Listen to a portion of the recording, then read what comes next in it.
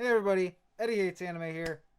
Yeah, I'm pretty late to this reaction. Eddie, why are you so late to this reaction? Don't you always talk about PinocchioP as your favorite vocally producer, one of your favorite artists of all time, and how, their music is like the greatest thing on earth, and you're always like one of the first Look, man, I got my wisdom teeth removed last Wednesday. The song came out Friday. I assumed I'd be fine by then. Little did I know, that wouldn't be the case. Even now, it is next Monday. My face still looks like a blob. That's why I'm wearing the mask. And I'm actually talking a lot more here than I will be like the rest of the day. But yeah, that's why I'm so late to this. Just, body dysmorphia at an all-time high, basically. So yeah, I already heard the song. I'm sorry. I was not going to wait. I feel bad for y'all because it would have been an amazing reaction. It would have been an amazing reaction. But I don't feel bad for me. Because I really enjoyed the song, and I've been listening to the heck out of it. I've listened to it at least a bazillion times. And yeah, it's another banger. It's another classic. It's another, Vocaloid deconstruction. So let's get into it. I'll talk about my thoughts as we go throughout it. And yeah. Sorry that it's got to be this way. But yeah, it would have been a fucking go-to reaction, man.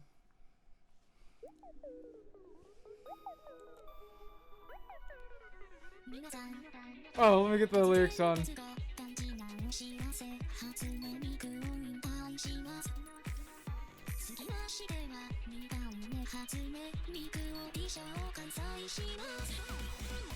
When that started, I already knew we were getting a classic. Like, anytime PinocchioP talks about the concept of Miku, I mean, we got like Anonymous M.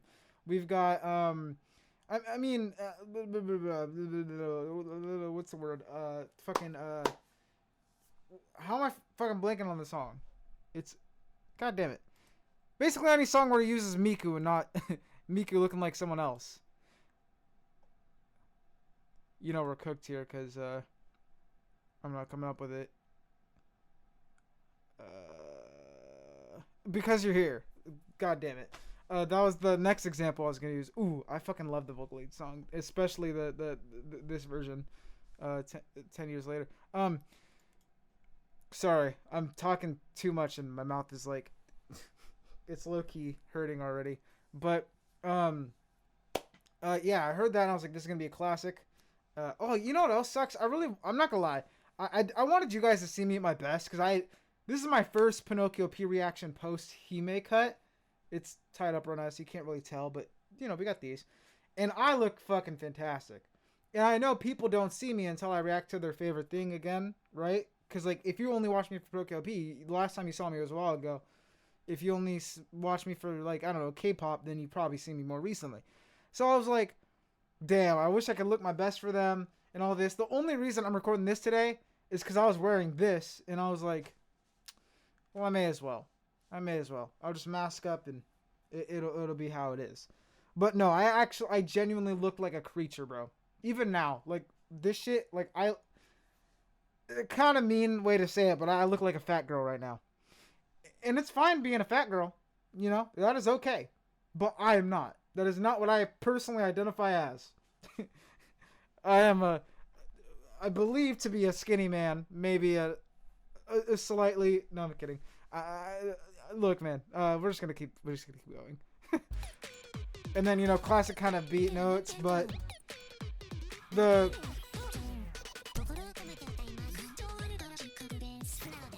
and now we get into the concept. Like, to be Miku is to be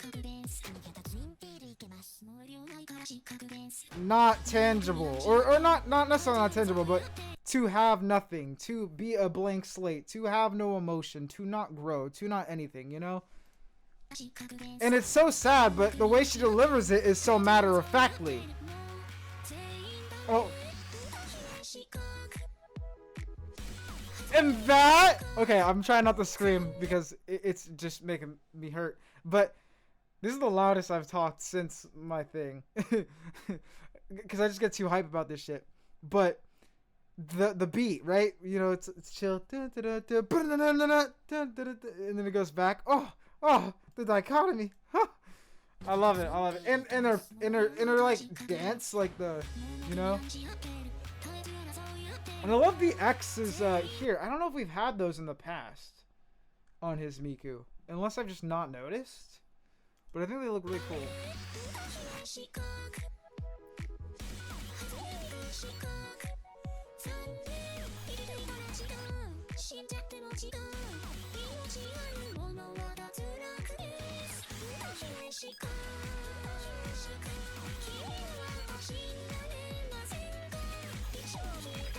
Oh yeah, there's Miku, if you couldn't tell.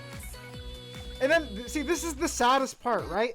Because, once again, like, I read this as her being, like, happy, like, you know, for us, like, please, go on laughing and crying as humans do. I'll take this on. But she's not. Someone is writing this for her, and it's so easy to forget this because, yes, we've seen Miku so much. We just want to put a emotion to it. We want to put a face and a voice that is there, but we want it to be real to it, and then it's not. And every time PinocchioP reminds me that it's not, it's heartbreaking, but it fucking hits because it's just not. He's making her do this, right? So it's just like, damn. I don't know. I think how I put it at the start is really good, and it really does. I can't believe I've never actually thought of it that way before, but I think one of the reasons why he is my favorite Vocaloid producer is the fact that he does deconstruct that concept so often. Maybe not even deconstruct. I'd say deconstruct is closer to something like Anonymous M. This is just more like the heartfelt ones. Like, I don't know. Maybe, I don't know. Words are hard right now. But, I guess what I'm trying to say is, because he if you already like Vocaloid, he kind of, he puts you in that uncomfortable position where you got to think about that concept and what it really means. Yeah. Right? I don't know.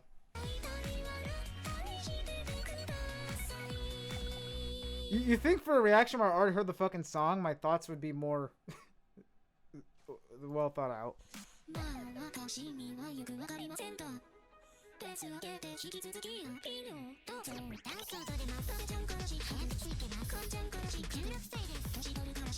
Wait.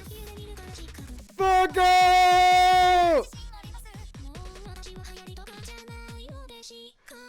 I love you, Teto, but she fucking cooked you. She fucking cooked you. And I get it. I'm a Teto defender myself. She's gotten to the point where I think she's beyond trends as well. She kind of is the trend. But it's weird because, like, she's OG, or not OG, but you know what I mean? Like, she's still pretty old herself. But then she had, like, that resurgence definitely recently. But I would say she stood the test of time at this point. But you could say that for a lot of other Vocaloids, say that for a lot of other synths, and none of them are Miku still. Miku's still going to be on top. So, Miku, if anyone can talk the shit, it's Miku.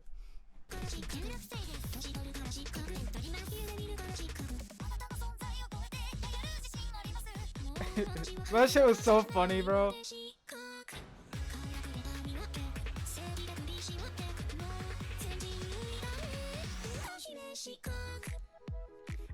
It's almost a sad beat, bro. Once again, I'm pushing emotions onto someone that doesn't have them either. Like, god damn it, this is the bullshit. I'm a hypocrite.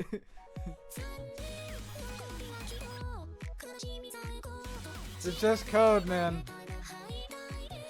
Oh yeah, oh, her hitting the iconic pose right after saying the moment you develop a self, you're out, and then also just like her forced dancing here. Ah.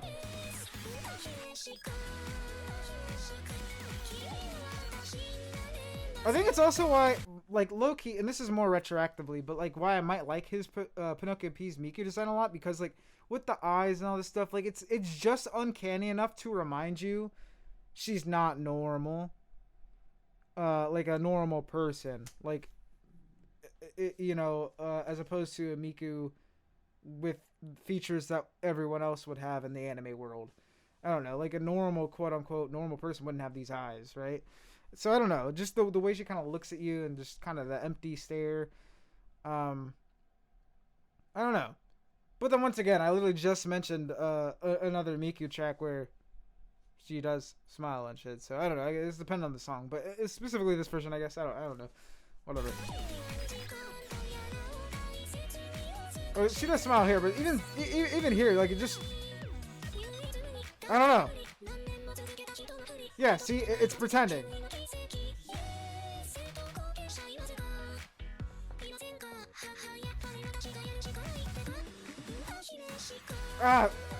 This song genuinely makes me feel like conflicted and bad for Miku.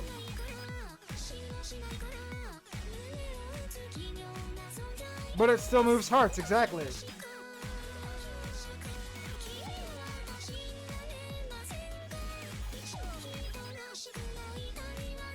See, but I don't want him, I feel bad.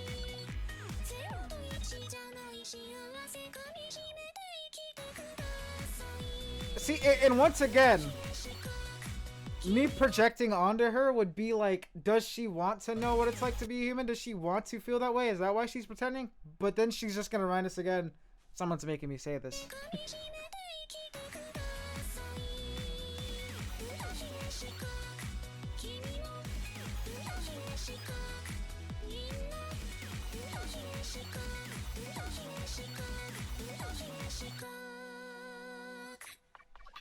Oh.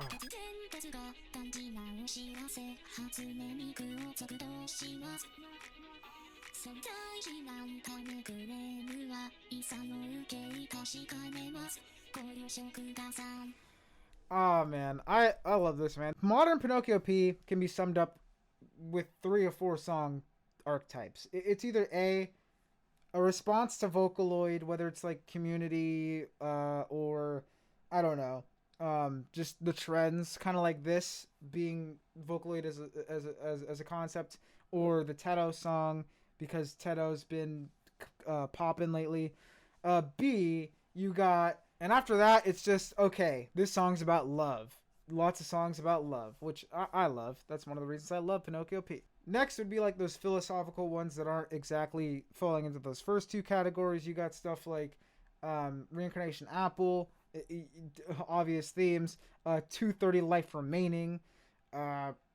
Hell, I was going to say I'm Glad You're Evil too, but that kind of falls under the love spectrum as well. But that's my favorite PinocchioP song of all time. It's possibly my favorite song of all time, so I'm going to mention it.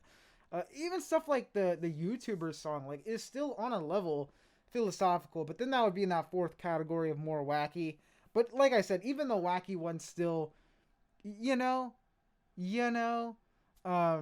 like Kick-Ass literally is still, it's still got some shit behind it, like that PinocchioP, like, you know, this PinocchioP writing, but it's a bit more silly and a bit more active and fun, but it's still like, you know, so I love this kind of reliable set of type of songs we're getting right now. I like all of PinocchioP's eras, so I'm not like yes, it kind of like 2019 to 2020, 2021 era was pretty dope, but I'm loving this era, and of course I love the old shit as well.